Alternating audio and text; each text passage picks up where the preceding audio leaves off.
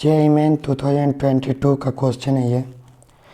To identical metallic sphere A and B when placed at certain distance in air repel each other with a force of F.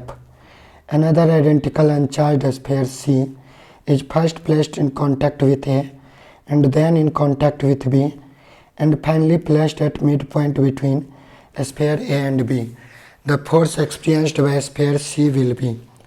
इस question में हमको क्या बोला गया है कि दो आइडेंटिकल स्फीयर है ए और बी, दोनों पे इनिशियल चार्ज प्रेजेंट है कुछ, हम मान लेते दोनों पे चार्ज है क्यू और दोनों के बीच का डिस्टेंस मान लेते हम आर। तो जो दोनों के बीच में फोर्स लग रहा है वो लग रहा है एफ के बराबर और ये बराबर है K Q square upon R square के कूलम्ब्स लॉ से।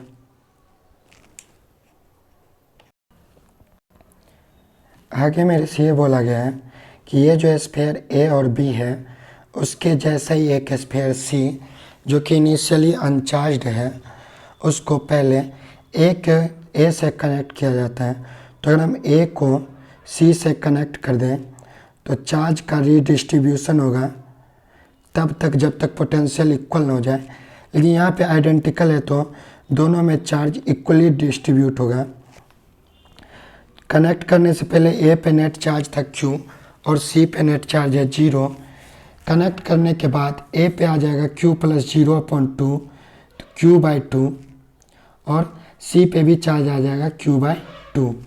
अब क्या बोला गया मेरे से कि सी को बी से कनेक्ट किया गया है, तो बी पे इनिशियल चार्ज क्यू और सी पे अब चार्ज ए से कनेक्ट करने के बाद आ गया क्यू बाई 2।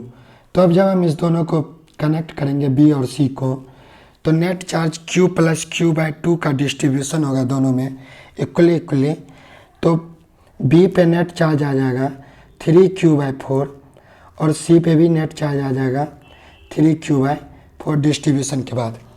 अब क्या बोला गया मेरे से क्वेश्चन में कि ये जो अब जो आइडेंटिकल स्फीयर सी है उसको ए और बी के मिड पॉइंट पे रखा गया है। तो हमारा एक स्फीयर ये ए है जिस पे कि अब नेट चार्ज आ गया हमारे पास q/2 और यह स्फीयर बी है उस पर चार्ज बचा अब 3q/4। इस दोनों के बीच में C को मिड पॉइंट पे रखा गया है जिस पे कि चार्ज आ गया है 3q/4। तो अब मेरे से पूछ रहा है कि C पे नेट फोर्स क्या होगा। तो C पे A के कारण भी फोर्स लगेगा और B के कारण भी फोर्स लगेगा। A के कारण C पे फोर्स लगेगा B के तरफ और B के कारण C पे फोर्स लगेगा A के तरफ, क्योंकि लाइक चार्ज है तो ये रिपेल करेगा।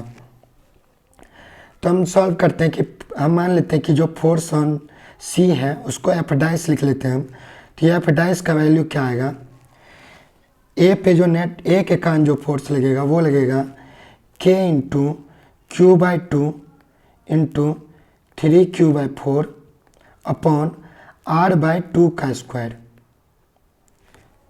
माइनस इसलिए कर रहे हैं हम क्योंकि दोनों फोर्स अपोजिट डायरेक्शन में है तो ये सब्सट्रैक्ट हो जाएगा।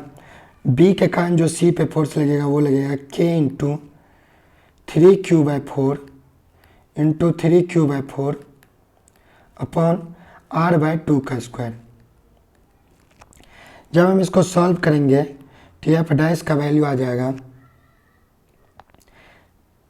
3k/4r²। k/r² को अगर हम f के इक्वल पुट कर दें तो ये वैल्यू आ जाएगा हमारे पास 3f/4।